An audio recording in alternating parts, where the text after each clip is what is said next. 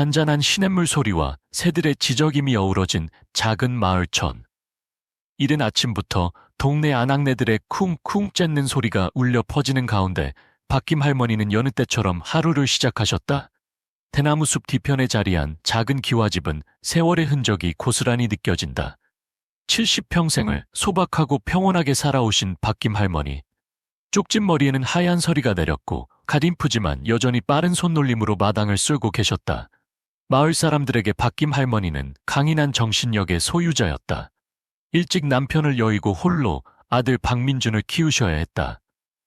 어려운 형편 속에서도 억척스럽게 농사일을 하시고 작은 장사를 하며 아들 민준을 훌륭하게 키우셨다. 민준은 자라서 국제공항의 대형 항공 서비스 회사 사장이라는 성공을 거두게 되었다. 아들이 어머니를 모시고 서울에서 함께 살고 싶어 했지만 박김 할머니는 여전히 고향 마을촌을 떠나고 싶어 하지 않으셨다. 할머니에게는 평화로운 마을이 삶의 전부였다. 민준에게 늘 말씀하셨다. 나는 여기서 사는 게 제일 행복하다. 네가 건강하고 바르게만 살면 더 바랄 게 없다. 어머니를 향한 깊은 사랑을 가진 민준은 어머니께 최고의 경험을 드리고 싶었다. 그래서 그는 어머니를 모시고 유명한 해변 도시로 여행을 가기 위해 비즈니스석 항공권을 예약했다. 어머니의 희생에 대한 감사와 보답이었다. 어머니께서 소박하시고 화려한 것을 좋아하지 않으신다는 것을 알았지만 민준은 어머니께서 최고의 것을 누리실 자격이 있다고 믿었다. 인천공항, 새로운 세계로의 시작. 출발 당일 아침, 박김 할머니는 아들 민준의 손에 이끌려 공항에 도착하셨다. 비행기 탑승 전 민준은 어머니께 자세히 설명했다. 어머니, 비즈니스석에 편안히 앉아 계세요. 모든 것은 그분들이 다 알아서 해주실 거예요. 편안하게, 아무 걱정하지 마시고요. 약간 어리둥절한 표정이었지만 박김 할머니는 고개를 끄덕이셨다. 알았다. 너 일 잘 봐라. 공항에 들어선 박김 할머니는 낡은 밤색 개량 한복을 입고 낡은 삿갓을 쓰고 계셨다. 할머니에게는 이 옷이 가장 익숙하고 고향에서부터 입어오던 모습이었다. 아들이 새 옷을 사드리겠다고 제안했지만 할머니는 웃으며 말씀하셨다. 나는 이 옷이 편하다. 왜 새 옷을 입어야 하니? 비행기가 이륙할 시간이 다가왔고 박김 할머니는 승무원의 안내에 따라 비즈니스석 좌석에 앉으셨다. 화려한 공간에 약간 당황했지만 할머니는 평정을 잃지 않으려 노력하셨다. 넓고 부드러운 가죽 시트와 개인 엔터테인먼트 화면, 고급 요리 메뉴가 눈앞에 펼쳐졌다. 낯선 세계에서 왠지 모를 거리감을 느끼셨지만 침착하게 자리에 앉으셨다. 주변 승객들은 대부분 고급스러운 옷을 입고 있었다. 그들은 박김 할머니를 힐끗힐끗 쳐다봤다. 고급 옷을 입은 중년 여성 강미소 씨는 남편에게 속삭였다. 저 할머니, 길이라도 잃으신 것 같아. 혹시 좌석을 잘못 찾은 건 아닐까? 그 말들은 비즈니스석을 담당하던 베테랑 승무원 최하나 씨의 귀에 들어갔다. 최하나 씨는 늘 자신의 전문성에 자부심을 가지고 있었다. 하지만 박김 할머니를 본 순간 그녀의 얼굴에는 의아함이 떠올랐다. 할머니의 낡은 개량 한복은 너무나도 눈에 띄었다. 최하나 씨는 박김 할머니에게 다가가 예의 바르게 웃으며 물었다. 할머니, 비즈니스석 항공권 맞으세요? 박김 할머니는 눈을 들어 최하나 씨를 바라봤다. 평온하지만 약간은 당황한 눈빛이었다. 할머니는 개량 한복 주머니에서 항공권을 꺼내 최하나 씨에게 건네주었다. 승무원은 조심스럽게 확인했지만 의심은 사라지지 않았다.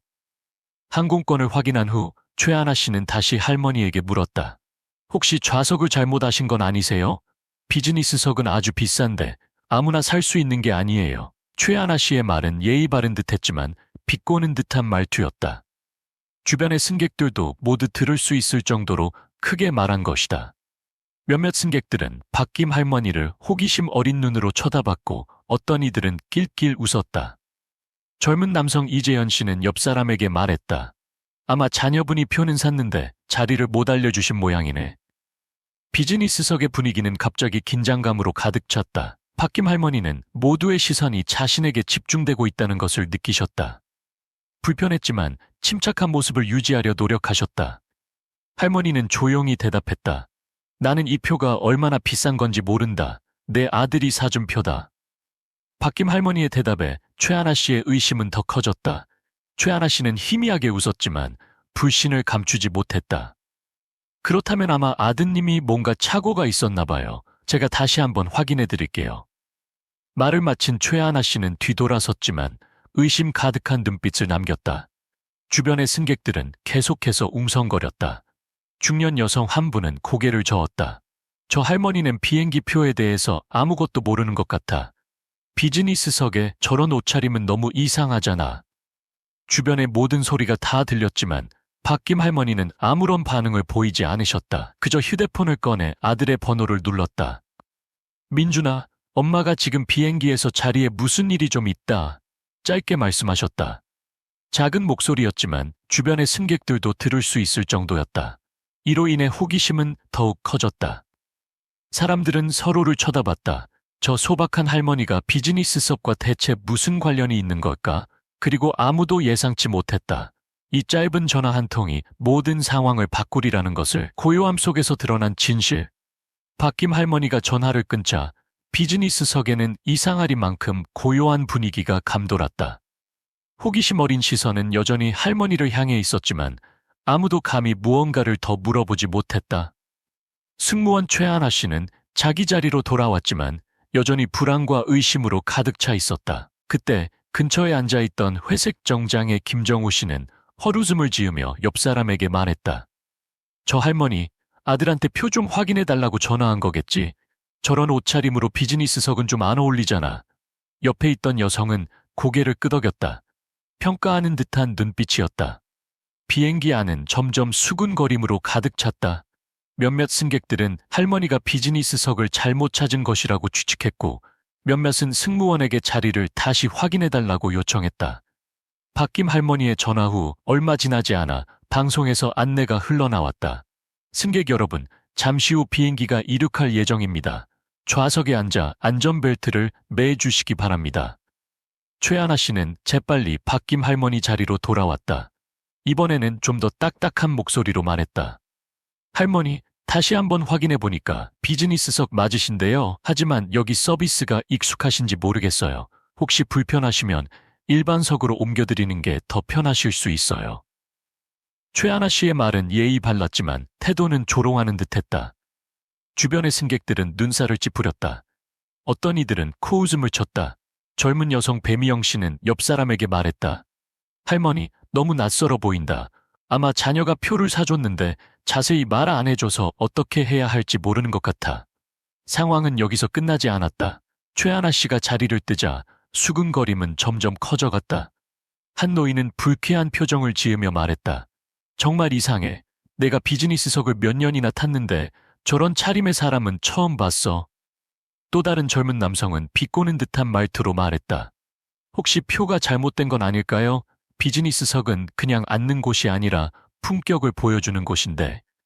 박김 할머니는 미동도 없이 앉아 계셨다. 할머니는 그 어떤 수군거림에도 변명도 하지 않았다. 할머니에게는 그들의 생각은 중요하지 않았다. 아들이 사준 표대로 앉으면 되는 것이었다. 주변의 시선의 압박감에도 불구하고 박김 할머니는 여전히 침착하셨다. 창밖을 바라보며 수군거림에 전혀 영향을 받지 않는 듯 보였다. 할머니의 마음속에는 분노나 불안함 대신 겉모습으로 사람을 판단하는 것에 대한 약간의 어이없는 감정만이 자리하고 있었다. 순간 할머니는 아들이 출발 전에 했던 말이 떠올랐다.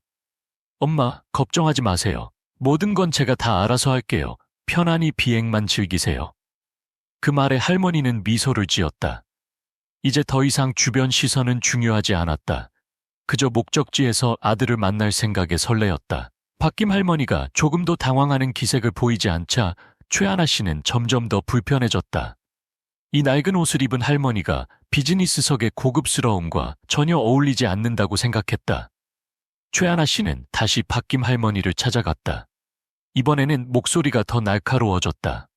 할머니, 여기서 불편하시면 제가 일반석으로 안내해 드릴까요? 그것이 더 편하실지도 몰라요. 최하나 씨의 말에 비행기 안의 승객들은 깜짝 놀랐다. 몇몇 승객들은 코웃음을 쳤고 어떤 이들은 고개를 끄덕였다. 하지만 최하나 씨의 행동은 명백히 프로의 선을 넘은 것이었다. 비행기 안은 점점 더 불편해졌고 몇몇 승객들은 최하나 씨의 행동에 동조했지만 어떤 이들은 그녀의 무례함에 불쾌감을 느꼈다. 배미영 씨는 휴대폰을 꺼내 상황을 녹화하기 시작했다. 아무 말도 하지 않았지만 승무원을 향한 그녀의 눈빛은 불평으로 가득 차 있었다.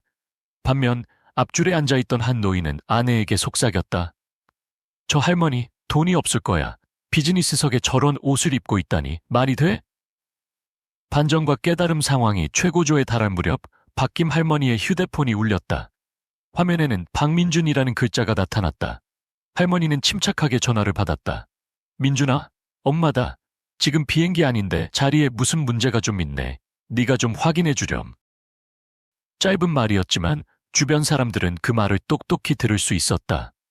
그 전화를 통해 호기심은 더욱 커졌지만 최하나 씨는 당황한 표정을 감추지 못했다. 왜 이 전화가 할머니를 저렇게 당당하게 만들었는지 알 수 없었다. 잠시 후 최하나 씨의 휴대폰이 울렸다. 발신자는 민준으로부터 전화를 받은 항공사 고위 간부였다. 당신 지금 2123편에 있는 거 맞나? 지금 매우 중요한 손님으로부터 컴플레인이 들어왔어. 박민준 사장님의 어머님께 함부로 대하지 않도록 조심해. 혹시라도 무슨 일이 생기면 책임을 져야 할 거다. 이 말을 듣자 최하나 씨는 얼굴이 하얗게 질렸다. 그녀는 박김 할머니에게 달려갔다. 그녀가 지금껏 함부로 대했던 사람이 바로 사장의 어머니였다니. 주변 승객들도 최하나 씨의 태도가 변한 것을 보고 궁금해했다. 누구도 저 소박한 할머니가 그렇게 특별한 신분일 거라고는 예상하지 못했다. 간부의 전화를 받은 후 최하나 씨는 혼란스러운 마음으로 비행기 뒤쪽으로 향했다.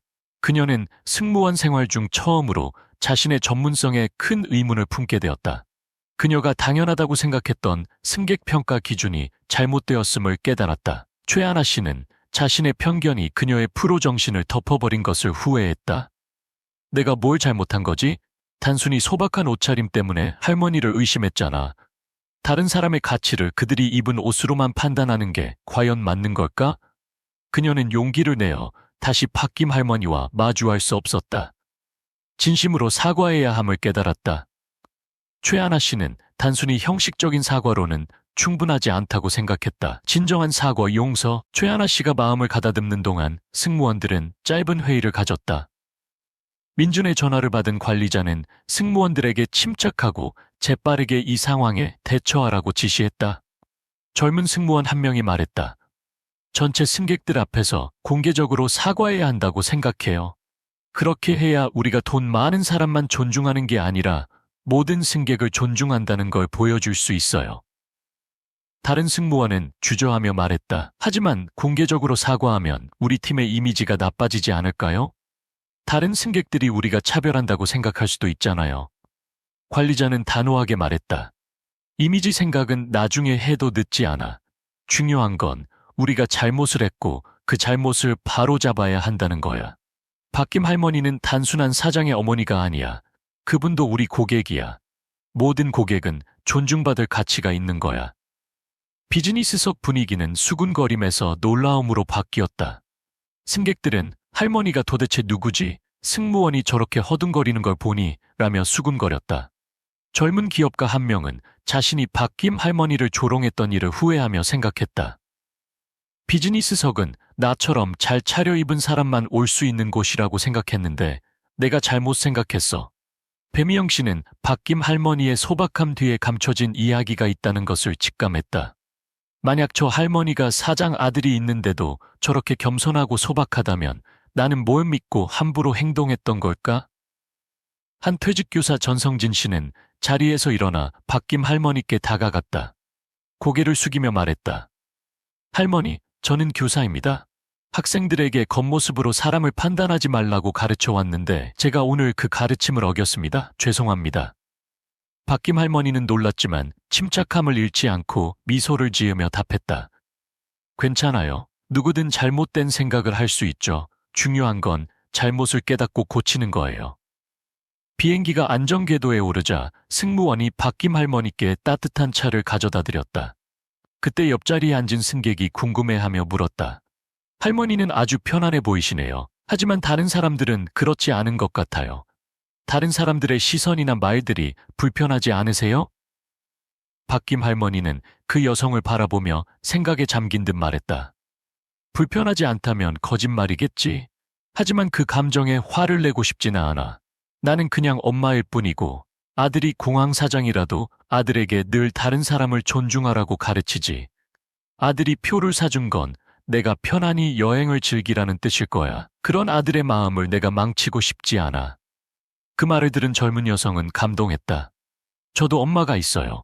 엄마도 항상 겸손하게 살라고 가르쳐 주셨는데 가끔 그 말을 잊고 살아요. 할머니는 정말 본받을 만한 분이세요. 마무리, 삶의 진정한 가치를 되새기며 비행기가 착륙하고 민주는 VIP 입구에서 어머니를 맞이했다. 집에 가는 길에 민주는 걱정스러운 마음을 감추지 못했다. 어머니, 비즈니스석이 불편하셨죠? 다들 어머니를 힘들게 했나요? 박김 할머니는 미소를 지으며 말했다. 괜찮다, 아들아. 그 사람들이 잘 몰라서 그런 거야. 하지만 이번 일로 많은 사람들이 다른 사람을 존중하는 법을 배울 거라고 생각한다. 엄마 걱정은 하지 마.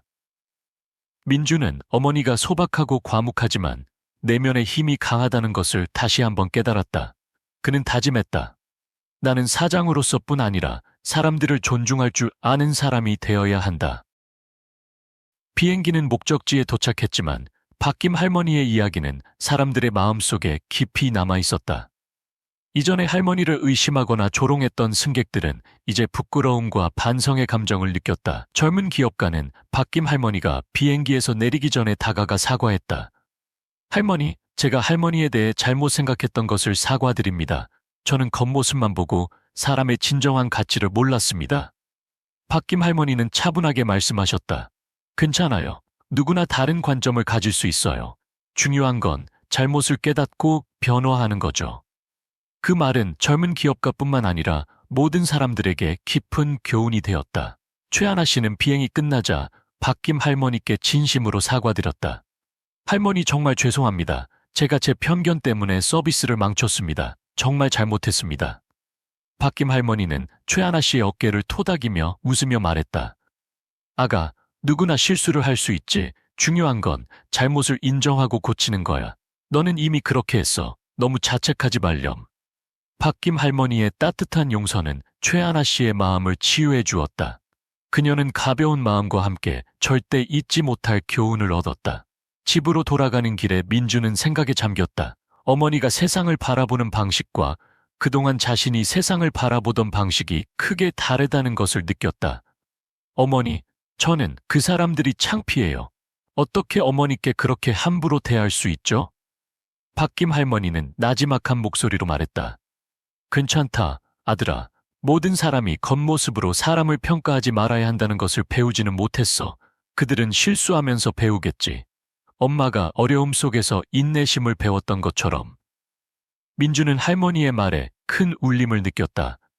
그는 성공한 사장이지만 어머니에게서 배울 점이 아직 많다는 것을 깨달았다. 며칠 후 민주는 항공사로부터 손으로 쓴 편지를 받았다. 승무원들은 박김 할머니께 진심으로 사과하고 감사를 표했다. 박김 할머니의 이야기는 저희에게 단순한 교훈 이상의 의미를 주었습니다. 존중과 사랑이라는 가치를 일깨워 주셔서 감사합니다. 민주는 편지를 어머니께 보여드렸다. 할머니는 미소를 지으며 말했다. 용서가 있으면 다 괜찮은 거지?